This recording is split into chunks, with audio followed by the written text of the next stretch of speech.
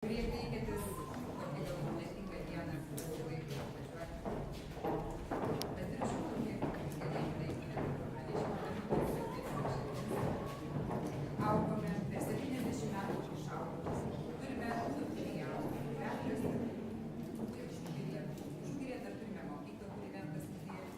Ir turime atiduotą, renovuotą prezidento Antano Smetonos vasaros rezidenciją.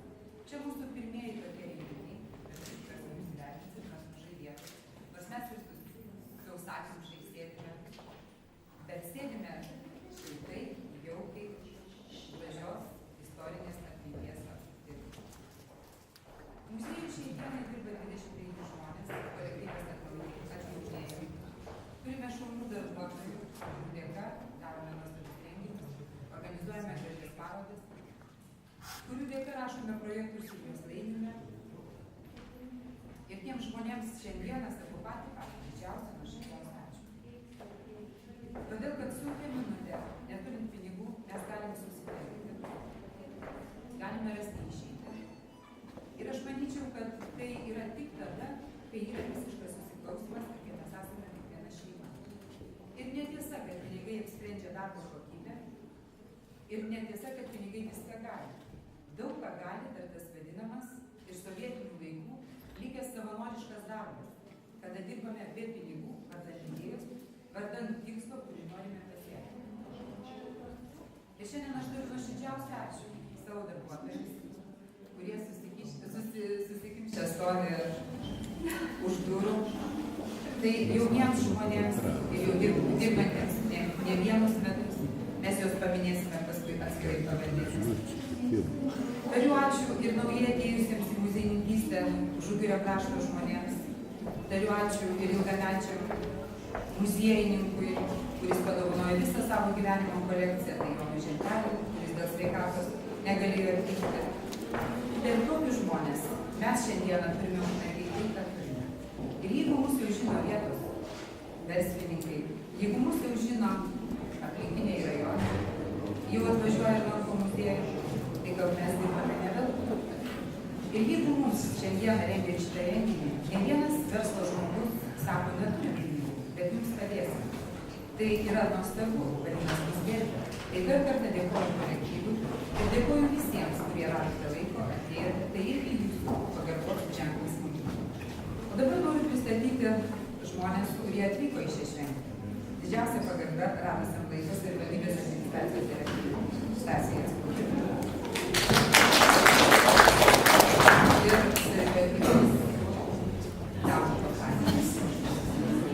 Taip pat labai ačiū muziejininkams iš kitų rajonų, tai Trakų muziejininkams, Molėtų muziejininkams, Čiurlionio muziejininkams,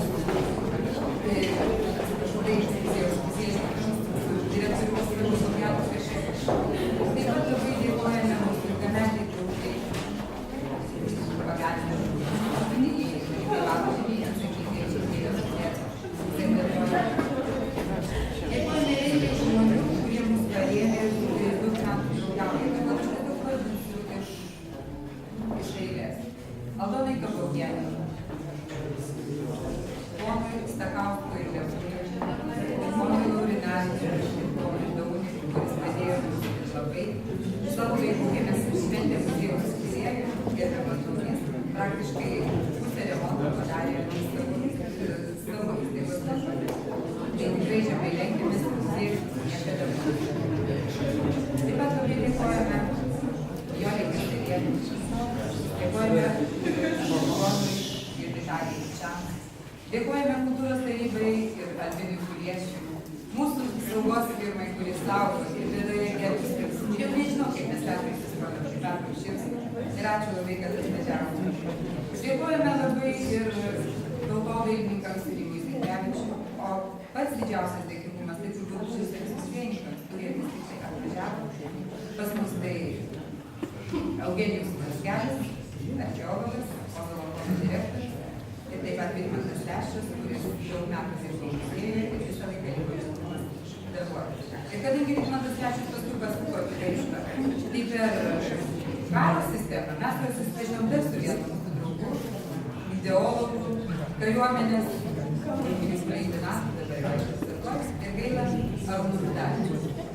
Tai tiek iš čia apibūdinimas iš čia esančių, o dabar žodžiu